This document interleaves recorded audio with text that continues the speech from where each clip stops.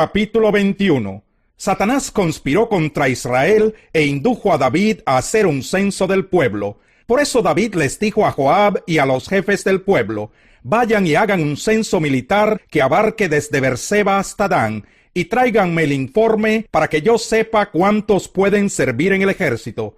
Joab le respondió: que el Señor multiplique 100 veces a su pueblo. Pero ¿acaso no son todos ellos servidores suyos? ¿Para qué quiere hacer esto su majestad? ¿Por qué ha de hacer algo que traiga la desgracia sobre Israel? Sin embargo, la orden del rey prevaleció sobre la opinión de Joab, de modo que éste salió a recorrer todo el territorio de Israel. Después regresó a Jerusalén y le entregó a David los resultados del censo militar. En Israel había 1.100.000 que podían servir en el ejército, y en Judá 470.000. Pero Joab no contó a los de las tribus de Leví ni de Benjamín, porque para él era detestable la orden del rey. Dios también la consideró como algo malo, por lo cual castigó a Israel. Entonces David le dijo a Dios: he cometido un pecado muy grande al hacer este censo. He actuado como un necio. Yo te ruego que perdones la maldad de tu siervo. El Señor le dijo a Gad, el vidente de David: anda y dile a David que así dice el Señor: te doy a escoger entre estos 3 castigos. Dime cuál de ellos quieres que te imponga. Gad fue a donde estaba David y le dijo: así dice el Señor, elige una de estas 3 cosas: 3 años de hambre, o 3 meses de persecución y derrota por la espada de tus enemigos, o 3 días en los cuales el Señor castigará con peste el país, y su ángel causará estragos en todos los rincones de Israel. Piénsalo bien y dime qué debo responderle al que me ha enviado.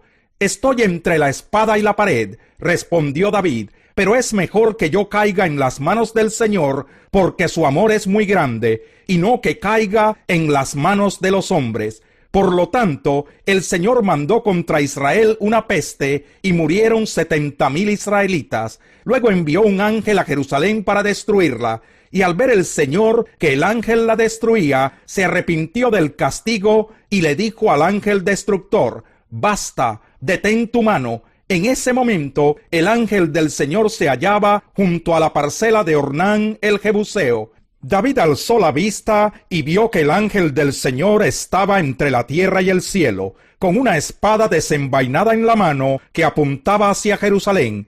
Entonces David y los ancianos, vestidos de luto, se postraron sobre su rostro, y David le dijo a Dios: Señor y Dios mío, ¿acaso no fui yo el que dio la orden de censar al pueblo? ¿Qué culpa tienen estas ovejas? ¿Soy yo el que ha pecado? He actuado muy mal. Descarga tu mano sobre mí y sobre mi familia, pero no sigas hiriendo a tu pueblo.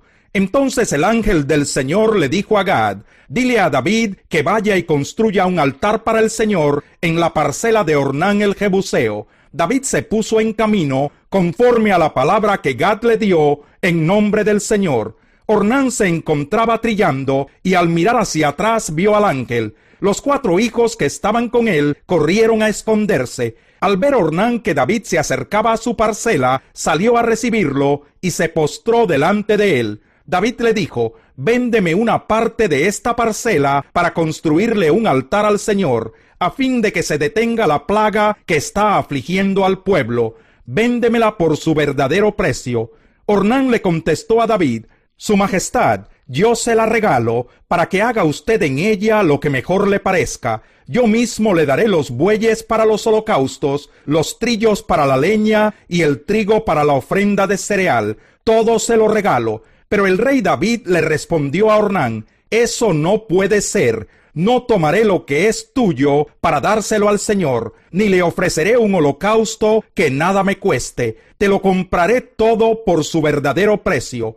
Fue así como David le dio a Ornán 600 monedas de oro por aquel lugar. Allí construyó un altar al Señor y le ofreció holocaustos y sacrificios de comunión. Luego oró al Señor, y en respuesta Dios envió fuego del cielo sobre el altar del holocausto. Entonces el Señor le ordenó al ángel que envainara su espada. Al ver David que el Señor le había respondido, le ofreció sacrificios.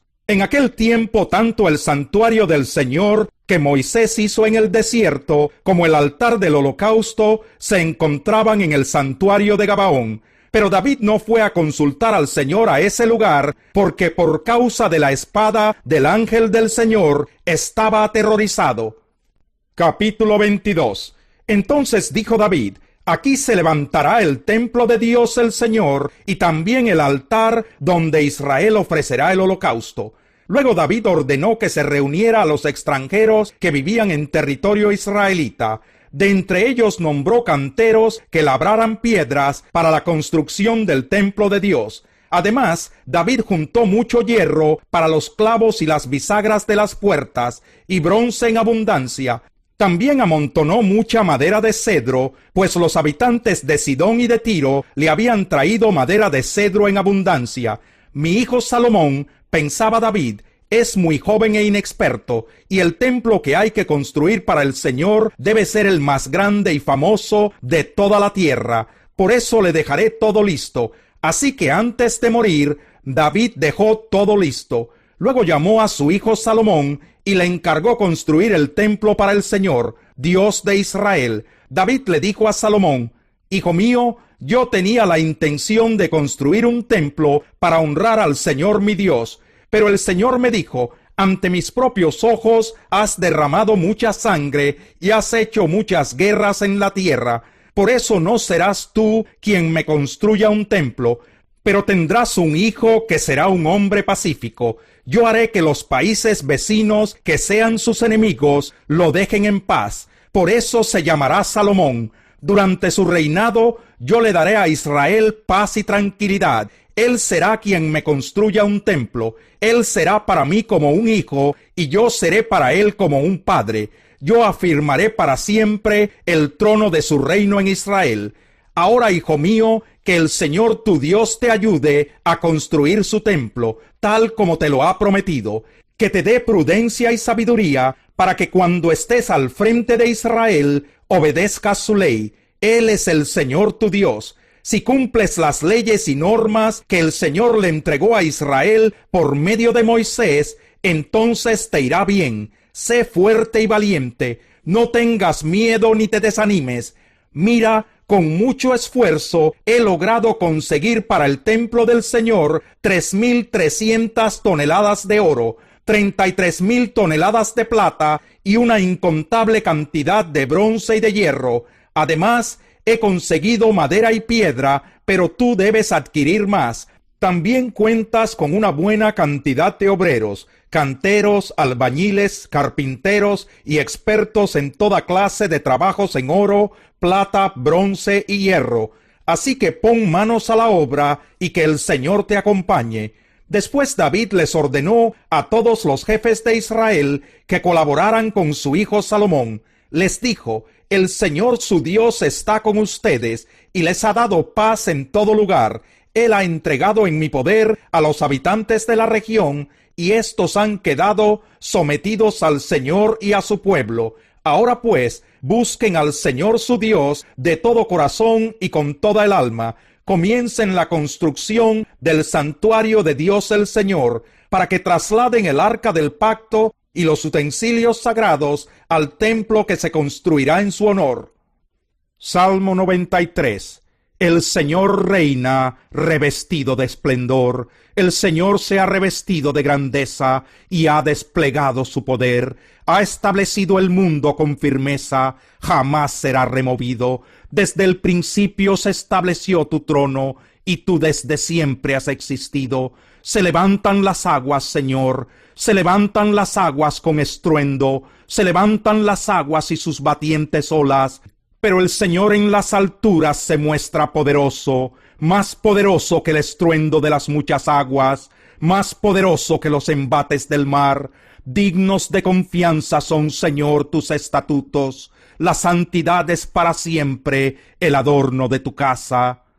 Salmo 94. Señor Dios de las venganzas, Dios de las venganzas, manifiéstate. Levántate, juez de la tierra, y dales su merecido a los soberbios. ¿Hasta cuándo, Señor? ¿Hasta cuándo habrán de ufanarse los impíos? Todos esos malhechores son unos fanfarrones, a borbotones escupen su arrogancia, a tu pueblo, Señor, lo pisotean, oprimen a tu herencia, matan a las viudas y a los extranjeros, a los huérfanos los asesinan, y hasta dicen, el Señor no ve, el Dios de Jacob no se da cuenta. Entiendan esto, gente necia, cuando insensatos lo van a comprender. ¿Acaso no oirá el que nos puso las orejas, ni podrá ver el que nos formó los ojos? Y no habrá de castigar el que corrige a las naciones e instruye en el saber a todo el mundo. El Señor conoce los pensamientos humanos y sabe que son absurdos. Dichoso aquel a quien tú, Señor, corriges, aquel a quien instruyes en tu ley, para que enfrente tranquilo los días de aflicción, mientras al impío se le cava una fosa. El Señor no rechazará a su pueblo, no dejará su herencia en el abandono. El juicio volverá a basarse en la justicia, y todos los rectos de corazón los seguirán. ¿Quién se levantó a defenderme de los impíos? ¿Quién se puso de mi parte contra los malhechores?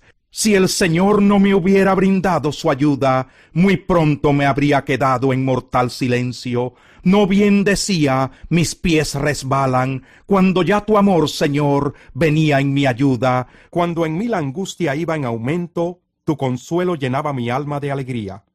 ¿Podrías ser amigo de reyes corruptos, que por decreto fraguan la maldad, que conspiran contra la gente honrada y condenan a muerte al inocente? Pero el Señor es mi protector, es mi Dios y la roca en que me refugio. Él les hará pagar por sus pecados y los destruirá por su maldad. El Señor nuestro Dios los destruirá.